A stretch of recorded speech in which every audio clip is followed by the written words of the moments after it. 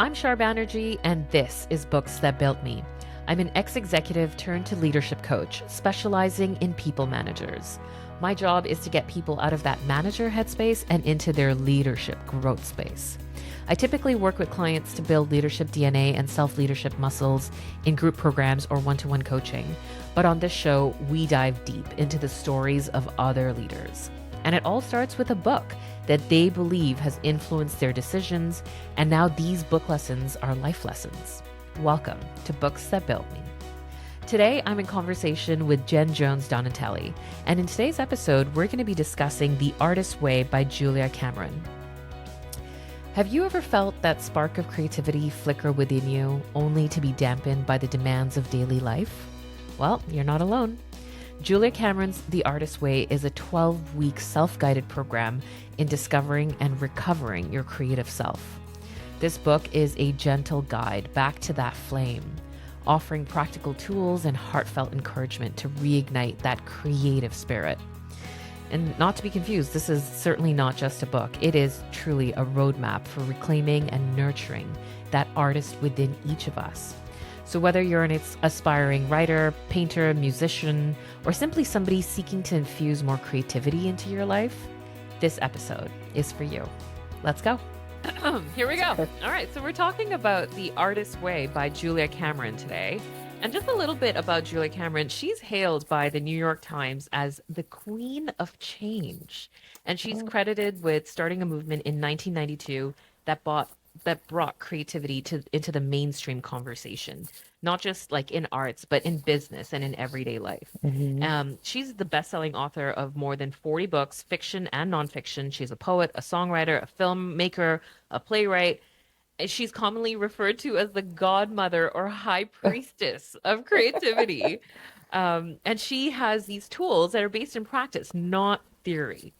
So this book, the one that we're talking about today, is called The Artist's Way, and it's been translated into 40 languages and over 5 million copies sold globally. Welcome, Jen, who is our guest here today. I know that you have a special relationship with The Artist's Way, and it makes its way into your professional and personal life. Do you want to give us a little intro about who you are and why this book matters to you so much? Okay. So hi, everybody. My name is Jen Jones Donatelli. I am a certified coactive coach, and I have a business called Creative Groove. So I offer, one-on-one coaching, group programs, courses, and workshops, all geared around creativity and self-expression. And the Artist's Way cohort is actually my signature program. I've been leading it for about 6 years, but the Artist's Way as a book and as a concept and as a practice, I love what you said about practice versus theory, has been part of my life for over 20 years. So it's been a really formative book for me, which is why the title of your podcast spoke to me. Because I said, if there's any book, that shaped me, it would definitely be this one. So I could share more about that, but that's a little bit of a nutshell into, as my dog starts barking. Good times. They love You set it all up. So the question that I have for you, I mean, for the people who are listening to this, they can't see it, but can you please show me your copy of The Artist's Way? Because that is a loved copy, my friend. Yeah, this is what you call dog-eared. So you've got the 25th anniversary edition. I've got the old school, like, hey, this is 1992 personified. That's amazing. I've had this copy for a long time. And actually, it's inscribed by Julia Cameron, so it's very special to me. What's the story there? Yeah, let's hear it. Yeah, well, the funny thing is, and this can kind of go into my Artist's Way story a little bit. So I moved to LA in 2001, actually a week after September 11th. So September 18th, 2001, fresh off the boat from Chicago, moved to LA, and it was my dream to work in the entertainment industry. So I was doing all kinds of jobs in film and TV. And one of the first jobs I got was as a production assistant on the movie Daredevil, which you might remember. I think it was '02, and it was a big Marvel movie back then. Ben Affleck was in it, Jennifer Garner. And for me, who was kind of like wide-eyed and just taking it all in, it was such an amazing experience. But the reason I bring it up is, I was a production assistant on the shoot. And at the end, all the team in the production office got together and gave me this book and the accompanying journal as a wrap gift. Wow. And at the time, I had never heard of the Artist Way. I mean, I had always been part of the creative world and identified as creative, but the Artist Way just wasn't on my radar at all. Yeah. And so it kind of like I was so happy to have it, but I didn't understand the significance of the gift. Mm. And so it kind of like went on the shelf because I was like a busy 20 something back then and Yep. didn't read it right away. And then a few years later, I saw that at the Bodhi Tree bookstore on Melrose, there was going to be a 12-week class through the Artist Way. And I'm a total joiner. Like I love doing things in groups and I hadn't read it yet. So I was like, okay, I'll do this, Yeah. and so I signed up for the class and that was a decision that truly did change my life. Mm. And I'm trying to come back to your original question, which I'm forgetting what it was. Um, It was just me marveling oh, the at the inscription, the inscription. yeah, Okay. yeah. So anyway, so I started taking these classes out in LA with a woman named Kelly Morgan, Okay. who is kind of like if she's like Kevin Bacon, to Julia Cameron. Like she's connected to Julia Cameron, was part of her inner circle when she was writing the book. So she was teaching these classes, out in LA, kind of with Julia's blessing. And during that time when I was taking these Artist Way classes, Julia Cameron came for a book signing.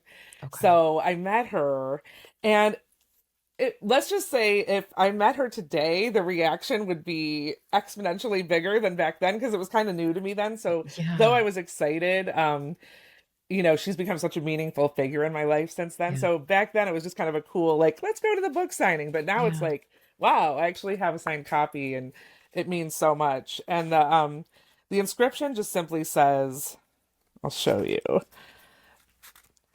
It says to Jen for your heart, Julia Cameron. And Mm. what I love about that is the book really is about moving out of your head into your heart, in Yeah. so many ways. And so that inscription actually captures the heart of the book. And Yeah. so even though it's dog-eared and I'm probably falling apart, this is going to be my copy, That's it. until it until it like won't stay together You anymore. know what? I actually love it when books have a personality. I love it when they Mm-hmm. look ragged and worn, and because you know that it's well loved. You know that every page was given the adoration that it deserves. So I love that story. Thank you for sharing. You know, the cool thing about this, the discovery of the book and on set and how it showed up for you and the decision you made of taking that course. Mm-hmm. And now you as well leading cohorts of people through the Artist Way, the program. I think it's really, really cool and wonderful to have you and for you to share some insights as well on some of the common themes that you see for people who are, let's say, in week one versus when they are in the middle of it and the thick of it versus when they're at the end of it and what happens after. So I think that all of those insights and stories are going to add a lot of color to some of the questions that we have here.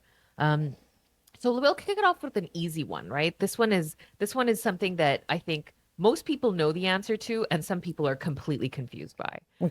Uh, and the question is about creativity, belonging. Like, does creativity actually just belong to a select few people who know how to harness it? Or what's your take on that question? Yeah, I think that's one of the reasons I jive with this book so much is that the underlying, belief of the book very much aligns with my underlying belief, which is that we are all innately creative. And in fact, last night I was doing these. I have a card deck that's like a companion to the Artist Way, Okay. and I was doing mini card readings for people at an event.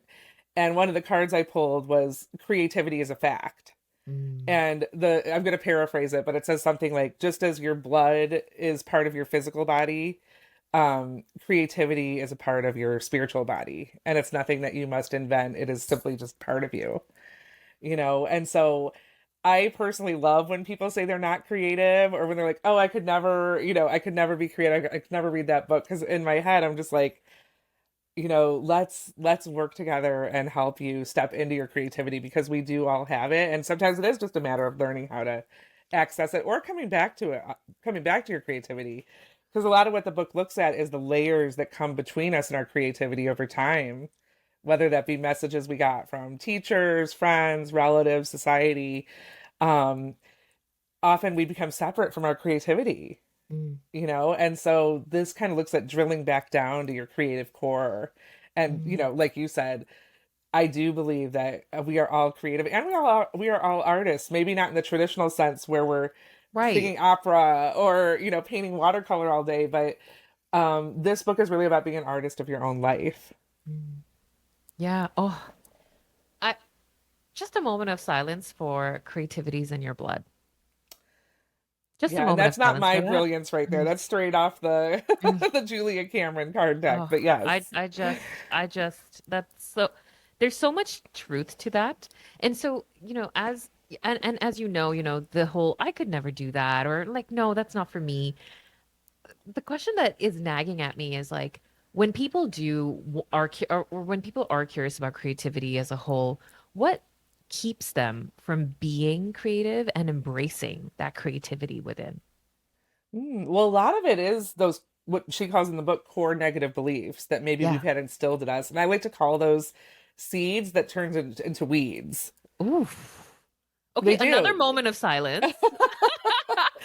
Seeds that turn into Yes, weeds. because they're hard to pluck, Yeah. and they don't necessarily have to be from someone meaningful to you in your life. Like for instance, one of the people, well, actually two of the people who took my course over time, one of them was in a choir, and a stranger walked up to her afterward and commented on her size, Yeah. and she never felt comfortable stepping in front of a crowd after that. Even though Mm, it was a passing comment from a stranger. mm, And another person, when she's a pastor, and pastors usually sing in front of the congregation, but her music teacher had told her when she was very young to mouth the words, oh my gosh. because her music teacher didn't feel that she had a good singing voice, and so that stayed with her, and she never sang in church, even though she wanted to. So it can be a one-time interaction with someone that plants that seed that Mhm. turns into a weed. And Mm, so what the book looks at is, how do we flip the script on those core negative beliefs that may have been instilled by external forces, but that we've internalized and made true about our creativity. So it's kind of like shedding those old stories and allowing yourself to view yourself as creative. And there's nothing more exciting to me than when we're in week 7, 8, 9, 10, and somebody suddenly calls himself a writer or calls mm. himself Right. that thing that they were afraid to embody Yeah. before. Yeah. And then I just feel like, I don't want to say my work is done because it's bigger than me, but I feel Mhm. like they're on the path. Right. Yeah. Okay. So for people who have this book on their shelf, and it's interesting because before this podcast recording, I was just on a call with somebody and I was telling them, I got to go, I got to prep for this book. And she said, I have this book. It's sitting on my bookshelf. I've been wanting to dive into it and it's just been collecting dust. And so I said, you've got to listen to the podcast and hopefully that'll kickstart your journey. So for people who have purchased this book and it's sitting on their shelf or are considering it, a little just a little teaser into what this whole thing looks like. It's basically chapters in just like chapters in a book, but it's broken up into weeks. So every single week you've got a reading section, and at the end of the reading section there are some really great prompts. And these questions, honestly, Jen, when I was reading these questions, like all I could do was just look stupid and silly and smile because some of these prompts are just so beautiful and amazingly creative, right? Like it touches you in a way that you don't normally think about or you don't bring to the forefront of your mind. And so it ends on these questions that you're supposed to reflect on. And then there's two things in particular that the artist way emphasizes, which is something called the morning pages and artist states. And those are the practices that have to sort of happen every single week for the 12-week process. Yeah. Right. So just a little teaser on how the book is structured and what you can anticipate and look forward to. So it's very actionable, literally from page one. Yeah, so what you were referring to at first, which is the exercises, those are called tasks. And like you said, they're at the end of every chapter. And there's quite a few. I'd say there's probably 10 to Yeah. 12 for every Yeah. chapter. And so what she says is usually you don't have to do all of them, but what she recommends is choosing the ones you're most excited about, maybe two or three, and choosing the ones you're most resistant to and doing Mm. those. And then with the morning pages and the artist dates, those are the primary tools of the book. So those are kind of your through Ca- line. Can You we know, can we dive into those? Because I think yeah, those are just so practical and applicable, even if you don't own the book, to even start the practice. Yeah. yes. Can you walk us through that, Jen? Absolutely. So, the first and foremost tool, which Julia Cameron calls a non-negotiable, she says Mm. this is the most transformational tool. So, if you don't do anything else, you want to try your hand at this, no pun intended. Um, it's the morning Nice. pages. So, the morning pages is just simply journaling, but as we all know, there's many forms of journaling. So, this particular form is pretty prescriptive in how you approach it. So, it's supposed to be done first thing in the morning. And the reason behind that is she says she calls the inner critic the censor. And she says by doing it first thing in the morning, you're kind of like fresh and the censor doesn't have time to weigh in. You're kind of just pouring onto the page. Mm. And the idea of doing morning pages is to do brain drain. So it's Mm. basically to declutter your brain to make more real estate for creativity and clarity throughout your day. So the Okay. other pieces are so do it first thing in the morning, 3 pages longhand, um, and supposed to be done daily. So she has a very specific recipe, and she has specific reasons for why she recommends each of those things. For instance, writing by hand, there's research that shows that we have this head heart hand connection where we're more Mm. real with ourselves when we write by hand, and there's just more like juicy stuff to explore. Oh, and I Mm. forgot to mention one other thing. It's also Mhm. supposed to be stream of consciousness. Mhm. So you don't necessarily use prompts. In fact, it's supposed to be whatever is in your head that morning. So Yeah. anything from venting about something to a to-do list, a dream journal. Even she says if you have nothing, you can just write, I don't know what to write until you've filled 3 pages. So it doesn't have to be profound. In fact, Right. she kind of encourages you not to be profound, but just to write whatever's, on your brain in that moment. But I always say, because now I'm currently teaching my 13th cohort through this. Mhm. I always say if you're not going to stick with morning or if writing hurts your hand and you dread doing it every day, like Yeah. go ahead and type it. I Yeah. have some Good. participants who did what we call lunar pages where they did it at night. And so then we studied like, well, how was that different or how did that benefit you? So Interesting. though Julia Cameron is prescriptive and she has great reasons for how to do it and when, I'm a little more liberal with how you can approach it because I want people to be sustainable with this habit.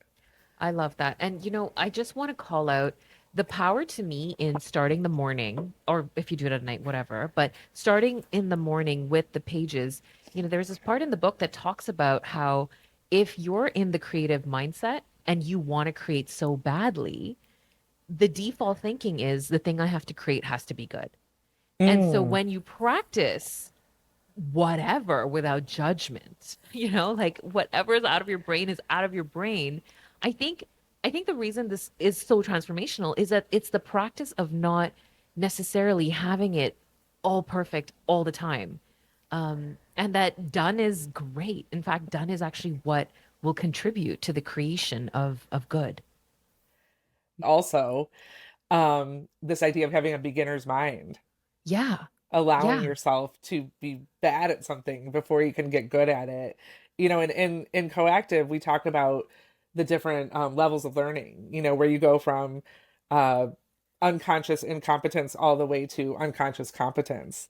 And a lot of times, like you said, Shar, when we start piano lessons or when we start taking painting Right. lessons or whatever it is, we're almost like shaming ourselves of, oh, why bother? Like this isn't any Yeah. good, Yeah. and Yeah. this is kind of about allowing yourself to be bad at something before you can start to approach mastery or even Yeah. what would be the right word? Like the middle Whatever. ground. Yeah, whatever is Proficiency. open for Like you. Yeah, just proficiency. do it for the love of it. And that's Yes. kind of what the book is about coming back to that childlike self that did finger painting and did things without thinking about whether they were bad or good, but just did it for the love of it. Yeah, to do it for the love of it instead of do it for the outcome that you hope to get out of it. Yeah, and progress over perfection is a Mm. huge Hmm. focus Hmm. of the book, as well as process over product. Like, yes, the outcome is important, but also like what's that journey going to look and feel like and how do you Yeah, allow yourself to make that feel really juicy and exciting for you yeah. instead of just like eyes on the prize. Exactly. I love that. The journey is as important, if not more important, I think, than the destination. Going back to the artist pages, the morning pages, sorry. Uh-huh. Going back to the morning pages, there's also this extra little like dramatic part in this program, which is that you write your pages and then you never look at them.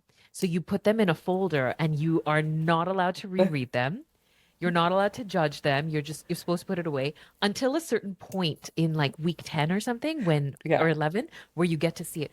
I am so wildly curious about what your experience is when you lead people through that. Like what are the takeaways that people have when they get to open their folder? Ooh. Well, what you're supposed to do when you hit that point, and I think it is week 10, it might be week 11, but you go back through your morning pages with a fine-tooth comb and you highlight, you take two colors of highlighter. So one is you highlight common threads and themes that are popping up that maybe weren't so obvious to you, but when you read through the pages as a whole, it's like, oh, there's kind of some dots I can connect here. So Yeah. looking at what are the themes. And then the second part is what are potential action steps I can take? Yeah. So maybe even marinating about like reaching back out to someone you lost touch with or whatever it is. Like kind of like, okay, I was thinking about that, maybe I can actually act on it now, and so it's usually just a way to explore what's been on your mind and whether it's worth exploring further, outside of the pages. So Mm. yeah, it kind of differs for everybody, but it's a useful exercise. Now some people they want to be like one and done, like purge the pages. Some people even shred them when they're done because Wow. Okay. they'd rather be raw and real on the page and not worry Mhm. about someone in their life finding them. So Mm. I always present that at the beginning of any cohort. I say, if you want to shred them, go for it. However, there is a part in the book where you have the opportunity to take inventory of what you've written. So I kind of let people make their own Decide. Yeah. call about that. But Yeah. yeah, usually it's a powerful exercise. And I love even looking back through my morning pages from those early days, Mm. back in 08, 07, when I started doing this, because I have a very poor memory. I have poor recall. And so reading about my life in that level of detail is really illuminating because those are not details that are accessible to me otherwise. Right. I have the same sensation whenever I look at old journals and I see what I was thinking about, what my thoughts were. The thing on highlighting I think is powerful. I do that. Where you go back at a certain point in your life and then you take I don't do two highlighters, but I usually just do one for themes. But I love the idea of having a themes color and here's an action. Hmm. And it's so interesting what you can learn about yourself given given history. Like it truly is just data from your brain that you get to analyze, should you choose to use it. So I Yeah, love and I'll that. tell you, like, Mm. when I look back at some of my more recent journals, maybe last 5, 7 years, I would say, it's really rewarding when I see things I was dreaming about that felt impossible then Ah, that are reality now, yes. And so it's like, oh, Yes. wow, like, you did the dang thing. And so that's another opportunity for you to either recognize yourself or see how far you've come. Yeah. And it's like the theme of persistence and perseverance shows up for you. Because when you were journaling, you remember the emotion of this is too hard or too difficult or I could never. And then you fast forward to the emotional state you occupy in today of like, I did it. Of course I did it. Done and dusted. On to the next. And it's just so wildly powerful. Probably the level of confidence that you gain within yourself in having those stories support the story that you need to tell yourself next.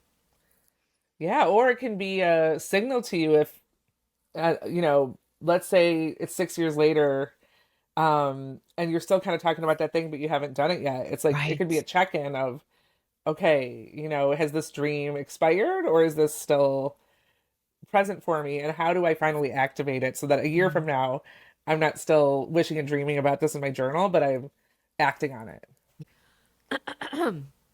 Okay. So that's the morning pages. There's another part of this practice that's essential to what she says you have to do every single week, which is an artist date. Yeah. What's that about, Jen?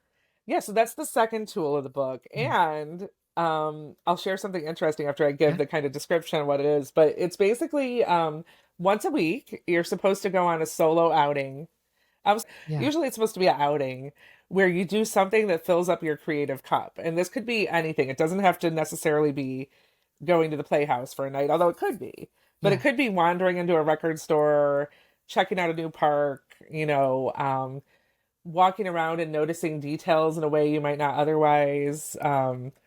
Really anything that inspires you. The one stipulation, and I do agree with her prescriptiveness around this, is that you have to do it alone. Mm. Because when you, and I know myself, when I go to a museum, the people pleaser in me, like if I'm with other people, I feel like I have to rush reading the descriptions or like, oh, like what do you want to go see? Or, you don't really get to follow your own whims or your own pace or just like follow purely the things that inspire you and only you. So if you go by yourself, you don't have other people's kind of opinions or agendas coloring how Yeah. you spend your time. It's all about you and your creative inspiration.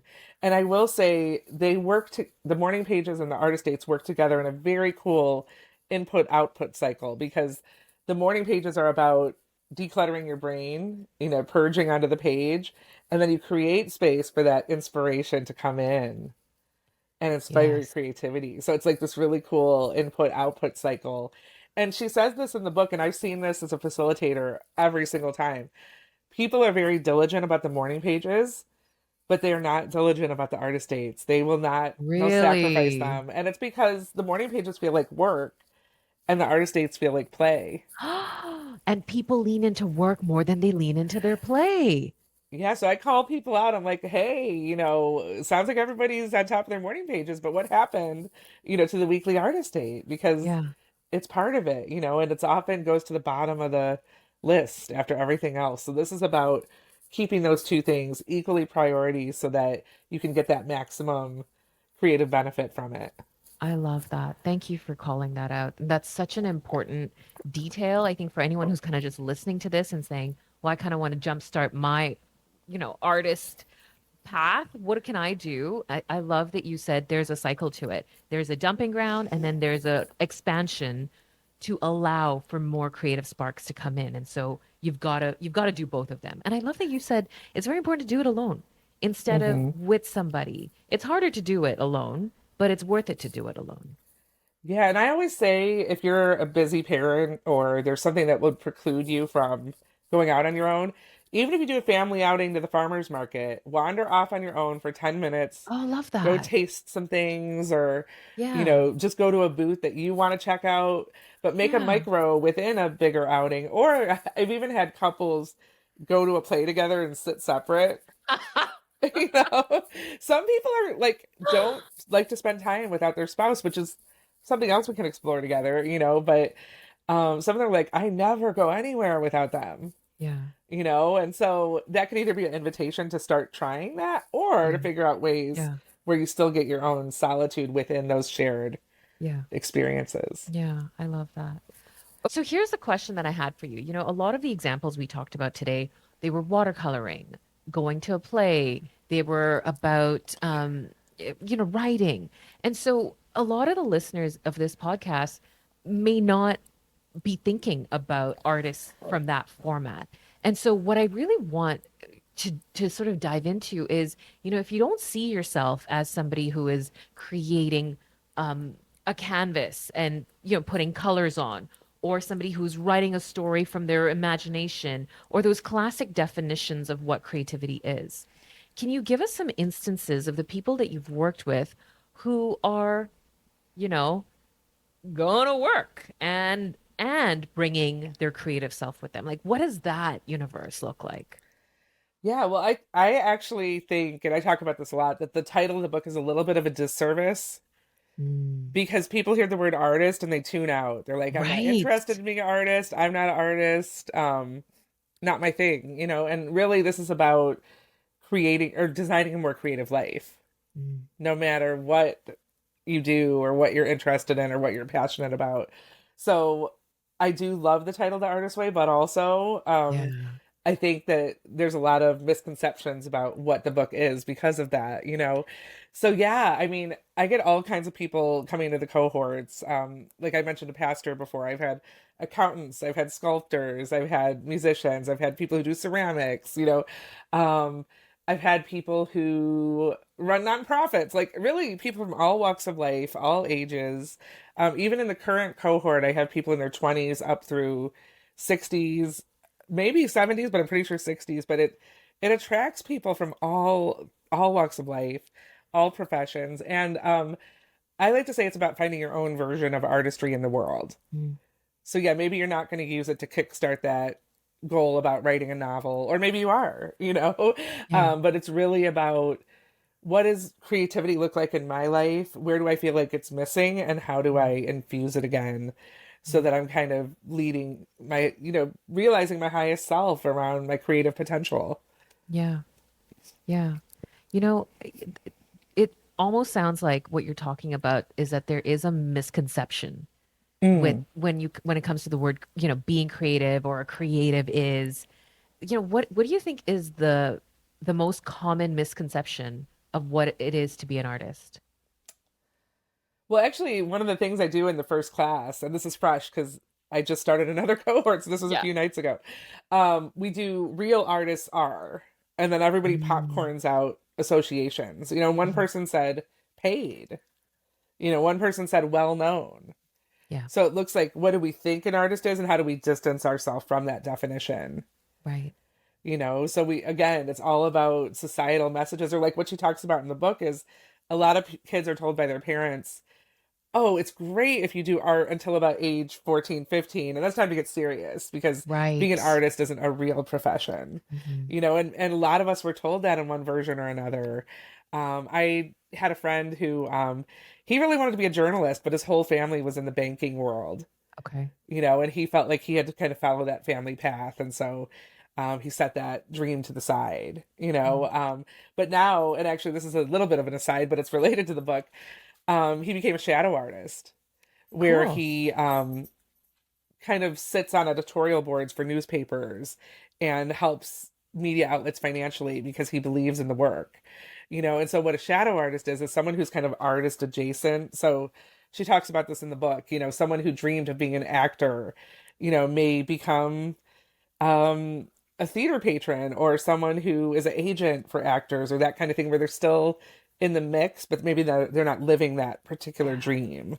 Yes. Hmm. And I feel like we kind of talked about what the impression of an artist is, but I love that you went deeper to say, I think in declaring what it is that you were originally drawn to, there is an alternate universe, like the connection to that thing, the idea that you had, and what that can kind of look like. And for me, like I was physically leaning in because I see so many people, as you say that, in my mind Hmm. of dreams that were left unrealized or ideas that were glorified but never actually practiced. And so for me that, there's this sadness pit of when people talk about what their dreams are. And I love that now there can be light created alongside that dream with this like how can you connect to it and still be relevant and it be present in your life? Yeah, and that's one of the phrases she uses in the book is like buried dreams. Hmm. And how do we start to excavate those? And a lot of it is through those tasks that you mentioned about thinking about, okay, what were five things you wanted to be when you grew up? Yeah. Or, you know, that, Yeah. or what's something you've always wanted to do that sounds fun, but that you would quote never do. And I love doing that exercise with people because all kinds of things come up. Like, I personally would love to be a burlesque dancer.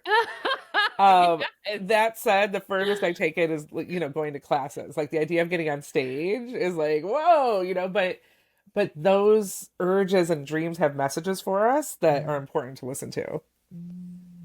Another moment of silence for that one. That one's so good. Oh, okay. So this book, I think, is a game-changing one, right? Like truly the questions in here, the prompts, the system, the process, all of it makes so much sense. I want to ask you about a specific practice or an exercise from the book that has been particularly transformative for you personally. Mm. Yeah, I'm gonna go off script a little bit and answer it in Go. a way that um is coming up for me, which is using it as a creative companion in my life that I can come back to time and again Mm. as a whole. And that may mean, and I always say this to people who take my cohort, they may be in a time in their life where doing this thing full out is overwhelming. Mm. And all they can muster is just to come to class every week or just read the chapter, but maybe they don't do, all of the tasks or whatever it might be. Like they do it at a 40% instead Mhm. of a Mhm. 100%. And that's okay. There may be times in your life where you come back to the book and you do it like full Monty, and there may be times where you just use bits and pieces like the morning pages or Yeah. a lot of times when I'm working with clients, I'll say, because a lot of my one-on-one clients come through my Artist Way cohorts. And so I say, oh, do you remember that section about filling the form? I was like, let's reread that again. Mm. So there's a lot of gold in here to mine at different points of your life. But Mm. for me, I've done the Artist Way as a participant in big moments in my life, like when I was becoming self-employed, when I was navigating fertility treatments, Mm. when I was moving cross country. I kept coming back to the book to serve me in different ways, personally and professionally. So for me, the way I found the most benefit from the book is to call on it, Mm. when I feel like I'm most in need of it. And I get the opportunity to do it time and again with my cohorts. So I've read the book, I would say over 15 times at this point, and I'm Mm. still equally energized. I learn new things stand out to me each time. So I don't know. I'm kind of Yeah. No, I not get it. tired of it yet. Yeah, it's your companion. It almost sounds like Yeah. a Yeah. best friend in a Yeah. book. Here she Yeah, is. here she is. Oh, okay. It's funny because there's such mainstream awareness of the Artist Way, and I meet people every single day who've never heard of it. Right. So it's still so much opportunity for more people to discover it and Yeah. see if it might be of service to them in their life. Yeah. And I think what you said earlier was so on point about the title not necessarily serving, Yeah, exactly. So, larger groups of people. So that in itself is like the self-restrictive access point, right? So, but it is a gem and it needs to be spread way more. but I love this series because books do take on a life of their own, and I love this idea of like bringing books to life and Yeah. helping prolong their message and, Mm. you know, bring it to more people out there. And so, for me, it's the Artist Way, and I feel so privileged to do this work. I feel so privileged to have this conversation with you. Thank you, Jen. Yeah, thank you. And that's it for this episode of Books That Built Me. If you've enjoyed this episode, please take a moment to leave us a review. It really helps support what we're doing here. Thanks again for listening, and you can always find me on my LinkedIn at Shar Banerjee. If you're dealing with a leadership challenge, I would love to hear from you and have you join our community.